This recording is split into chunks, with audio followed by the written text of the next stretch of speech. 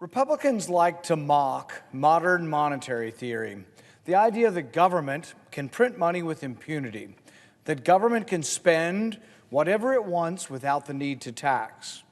Modern monetary theory is basically the Dick Cheney deficits don't matter crowd, trussed up with a new fancy title. Most Republicans rightly lampoon this quackery, that is, when they're not practicing the quackery themselves. Today, many of these same Republicans will vote for a bill that makes modern monetary theory look like child's play in comparison. The monster spending bill presented today is not just a deficits don't matter disaster, it is everything Republicans say they don't believe in. This bill is free money for everyone. Proponents don't care if you're fully employed or own your own house or own your own business. Free money for everyone, they cry. And yet, if free money were the answer, if money really grew on trees, why not give more free money? Why not give it out all the time? Why stop at $600 a person? Why not $1,000? Why not $2,000? Maybe these new free money Republicans should join the Everybody Gets a Guaranteed Income caucus.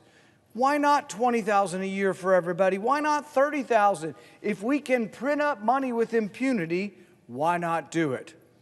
The Treasury can just keep printing the money. That is, until someone points out that the emperor has no clothes and that the dollar no longer has value. To so-called conservatives who are quick to identify the socialism of Democrats, if you vote for this spending monstrosity, you are no better. When you vote to pass out free money, you lose your soul and you abandon forever any semblance of moral or fiscal integrity. So the next time you see Republicans in high moral dudgeon claiming and complaining about spending of Democrats and socialism, remind them if they supported this monstrous bill that really the difference between the parties is less Adam Smith versus Marx and more Marx versus Engels.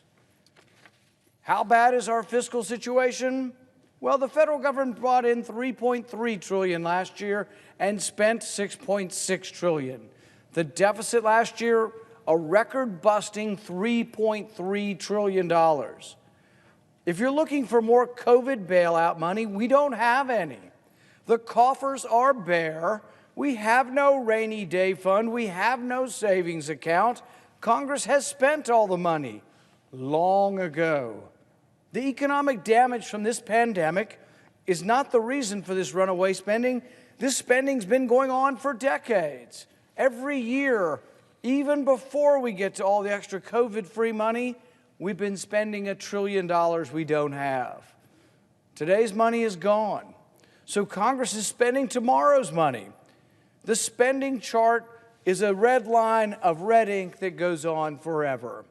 When we talk about spending tomorrow's money, it's not just the money that we need next month, it's the money we might need in a decade.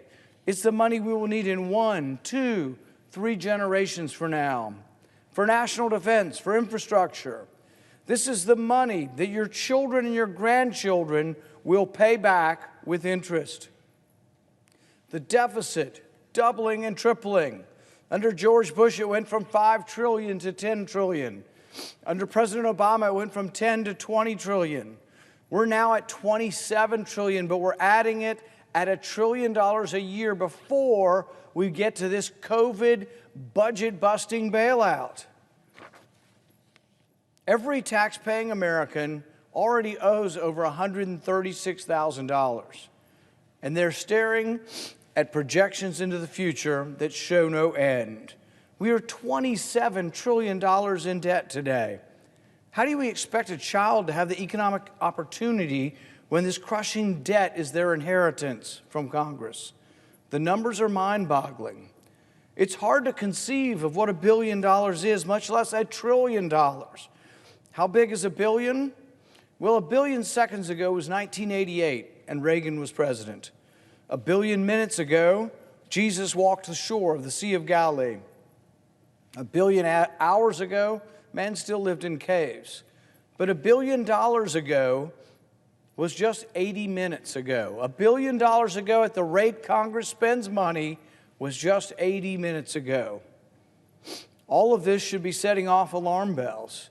But the only alarm bells in Congress are sounding the alarm for more spending and more debt. No cuts, no offsets, no pay-fors, no prioritization. Just print up more money and give it out to everybody because it's free money, come and get yours. Well, the getting's good, but it leads to a mountain of debt. Spend all this money and leave the future to figure itself out. John Maynard Keynes was once asked, what about the long run? He said, in the short run, you can make a stimulus, you can print money, and you can give it to everybody. And Maynard Keynes, his response was, in the long run, we'll all be dead. No concern for the future, only for the immediate. Our budget deficit for 2020 was $3.3 trillion, but this new spending package will also give us another $2 trillion in the next fiscal year.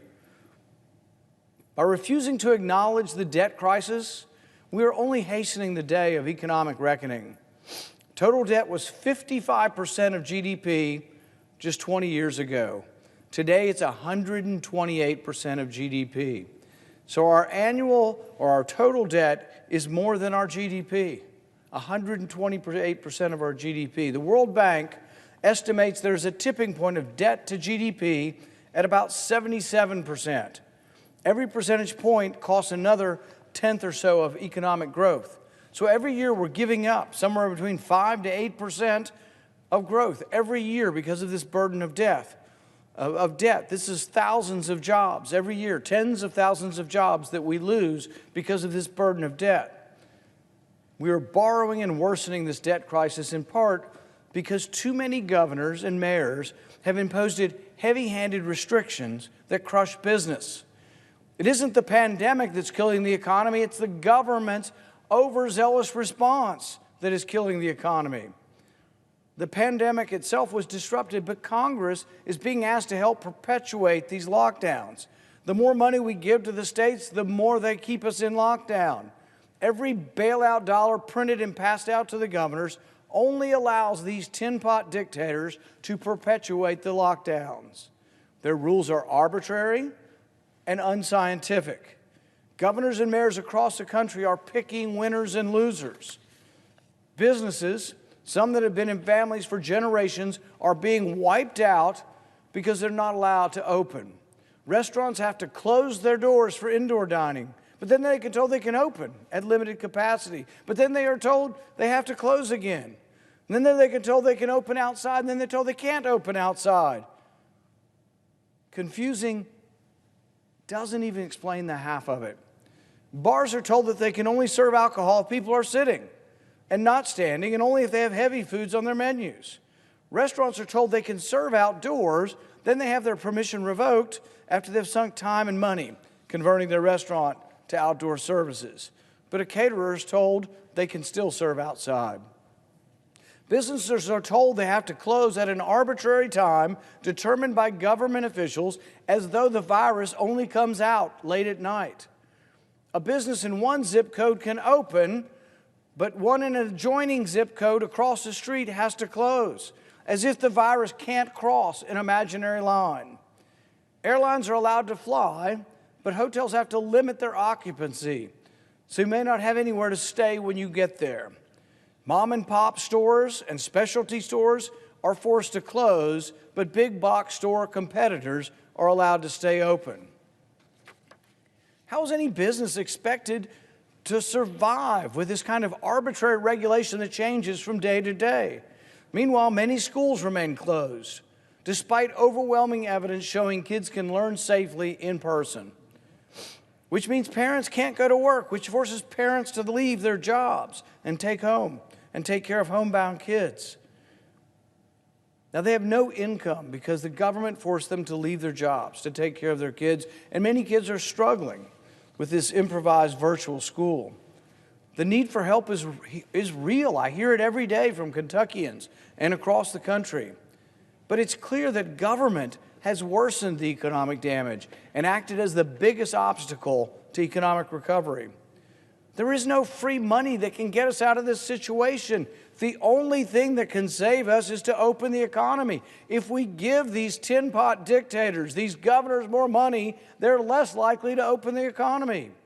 The answer is not printing up and distributing free money. It's opening the economy. We're not even debating the real answer to this. We're like, just print up the money and shovel it out the door. The deficit be damned. The threat of the destruction of our currency be damned. We can choose to let our economies open with guidance and precautions, but not obstruction. Let people rebuild their livelihoods. Reopen our schools so our kids can return and parents can go back to work. Congress should do away with automatic spending increases and scrutinize where in the budget we can find savings to pay for the pressing needs arising from the pandemic. But we shouldn't simply print up money and pass it out to everyone. Or Congress can follow the status quo. Congress can continue to borrow from our kids, the same children we've locked out of our schools.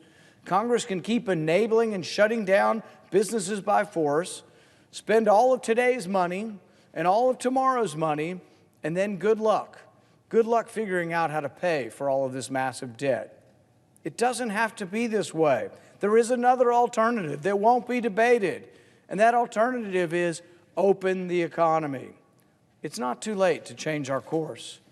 Cut unnecessary spending, eliminate waste, stop fighting a $50 billion a year war in Afghanistan that hasn't had a military mission in at least a decade. Make the hard decisions now. We can't keep pretending that more debt is a sustainable policy course.